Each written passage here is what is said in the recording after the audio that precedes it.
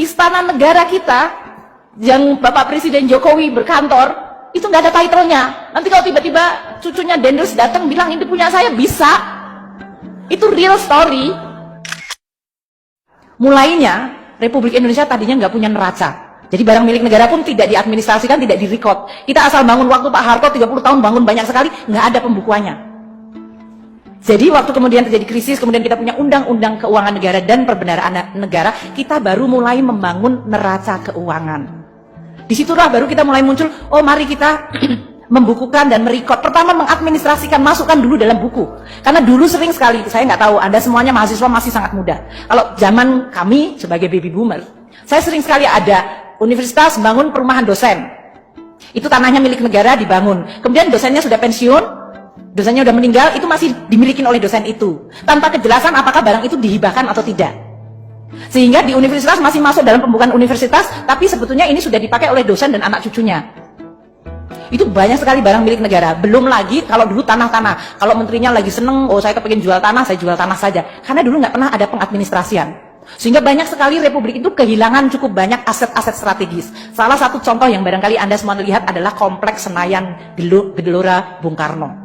Dulu Presiden Soekarno itu membangun seluruh kompleks itu sampai dengan Manggalawana Bakti TVRI sampai kepada Hotel Hilton, semuanya itu termasuk Hotel Mulia. Itu semuanya sampai ke Plaza Senayan, kalau Anda pergi ke Jakarta pasti pergi ke sana. Itu semuanya adalah semua kompleks milik negara, Kemayoran.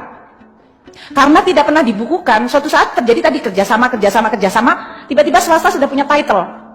Sehingga waktu kami memulai membuat pembukuan, Hotel Hilton itu sudah tidak ada di dalam titlenya. Kita hilang. Yang sekarang jadi Hotel Sultan. Hotel Mulia itu kita harus fight banyak sekali untuk bisa bahwa titlenya tetap punya pemerintah, tapi kerjasamanya boleh swasta. We are losing quite a lot of significant position, lokasi. Hanya karena dulu Republik ini nggak punya buku, nggak punya neraca. Jadi Anda semuanya yang masih baru-baru ini ya, masih muda-muda sekali. This is what I call it revolusinya Indonesia. Tidak dengan mungkin berdarah-darah, tapi perubahan fundamental waktu Republik pertama kali membuat neraca adalah merupakan demarkasi penanda bahwa Republik zaman, kalau orang Indonesia bilang jahiliyah, zaman sebelum itu diatur dan sekarang Republik sekarang sudah diatur. Apakah gampang? Sangat tidak gampang. Dan saya adalah Menteri Keuangan yang pertama kali, Pak Hadianto, waktu itu Gusum, membangun neraca. Dan kita antara hatinya bergetar, jiwa kita itu berdenyut, bangga banget neraca kita bangun. Terus dapatnya disclaimer dari BPK.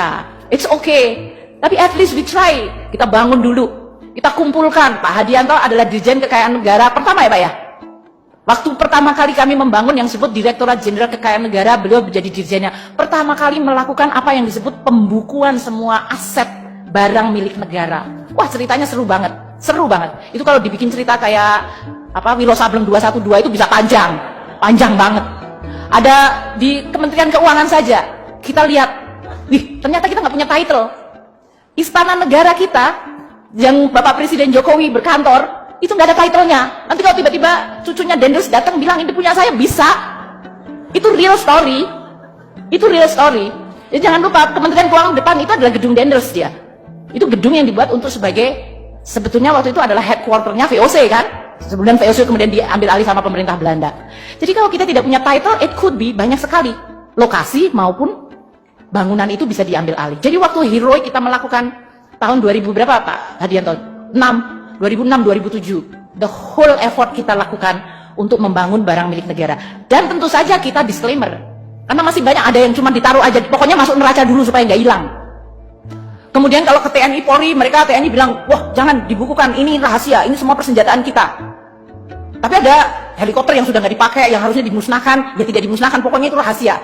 Jadi untuk membangun kepercayaan semuanya, termasuk waktu itu hampir semua kementerian lembaga punya barang-barang milik negara yang dikerjasamakan dengan swasta, menghasilkan penerimaan terus masuk duit pejabatnya, nggak masuk dalam laporan keuangan. Jadi teman-teman mahasiswa di sini ya, 2006, 2007 ke 2018 sekarang, it is only 10 or 12 years. Waktu saya jadi Menteri Keuangan yang pertama, within this 12 years sebetulnya this republic has a revolusi yang sangat luar biasa besar di dalam pengelolaan barang milik negara.